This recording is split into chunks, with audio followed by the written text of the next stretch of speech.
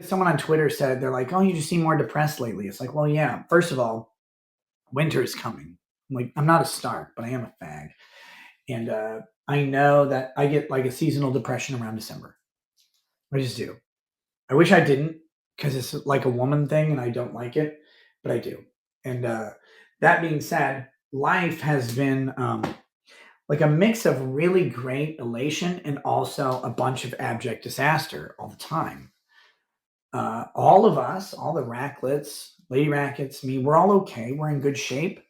Um, Family's all together. Everything's fine. But like, you know how life is. Like, things don't always go great all the time in life. Like, you have to deal with hurdles and mountains and mounds or whatever. You're like, oh, you just seem this way. It's like, well, I don't know. I live stream several hours a week. Yeah, I don't want to act all the time. I really don't want to lie to everybody. Like, you try and push some things down, but some things are on your mind, some things are bothering you, some things are stress. And you can either like pretend that they don't exist or you can just like they're there. I'm not a good pretender. I'm not a good liar. I'm not a good actor. If I'm acting, like I'll do plays and shit. If I'm acting, I'm just being me most of the time. That's how you act in a play. And in reality, you can't act away what's going on in your life. You can't do that as a streamer. I mean, you can try, but it's really fucking hard. And so for me, like when things kind of add up and get rough, like you still got to do shows. Seem down for a long time, Nick. Trying to be real. Like, why are you sorry for that? Um, the uh, the interesting part of it is like you can be up as much as you're down, but like one day of down will outdo 4 or 5 days of up. Like it just will. Like you'll focus on the negative.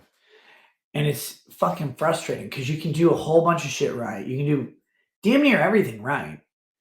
And then you can run into like one hiccup that you cannot fix. It's not on you. It impacts you. It's nothing you can do about it. And you go, well, this is fucking up my whole vibe. But what do you do about it? Like you can't undo it. It's not your thing. And so it's like, all right, like you just keep going and you do your thing. But feel like you're not as happy as you were during Rittenhouse or Johnny Depp. Is like, well, see how much easier it is to source content with Rittenhouse and Johnny Depp. Like you're doing a trial. And let's not even go to the peaks. You're doing a trial. And let's say every time you turn on a stream, 40,000 people are going to show up. No matter what you're talking, like you put Depp or Rittenhouse in the trial, 40,000 people are going to show up. Now, change that to you put in subjects and 6,000 people show up, 10,000 people show up. Now, the crazy thing about that is if you're getting 6 to 10,000 people to stream, you're in like the top 0.5% of streamers on the entire fucking planet. Like you're massive. Like there's most successful streamers you think of can't even compare. Like it's crazy how successful that is. But when you're doing 40,000 without thinking about it, you just put like Kyle Rittenhouse in or Johnny Depp in. And we're going to talk about Johnny Depp. You have 40,000 people showing up. I actually talked about this in my LawTube drama shit on the Johnny Depp trial because a bunch of new legal YouTubers, a new lawyer YouTube, this whole new class of law tubers. Every time they no subscribers, they fire up a stream, they get 10,000 people, and they make $2,000, $2,000 on a stream. And I said they're going to be into a rude fucking awakening. They're going to be into a rude awakening. They don't know what they're going to do. They don't know what they're going to say. Like they have no idea. Once this topic wears out, they're done. And there's a bunch of legal YouTubers who I remember this so clearly because I was in like the groups in Twitter before I left them. And they're like, hey guys, how do I generate super chats in an audience?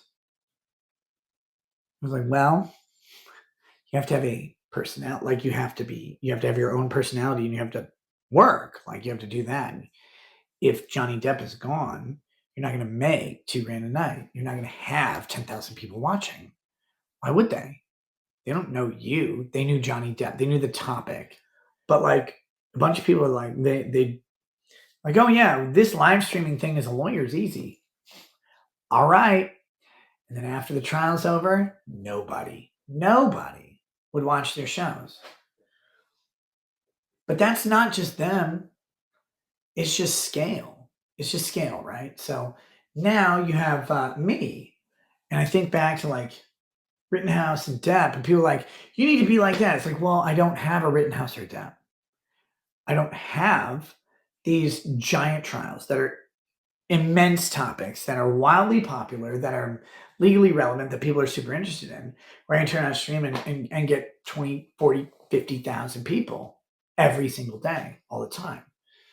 So instead, you have to come up with topics, and people aren't going to always like them. Sometimes it's smaller, sometimes bigger. But you don't care. Like you don't have to worry about that shit. It just is a thing.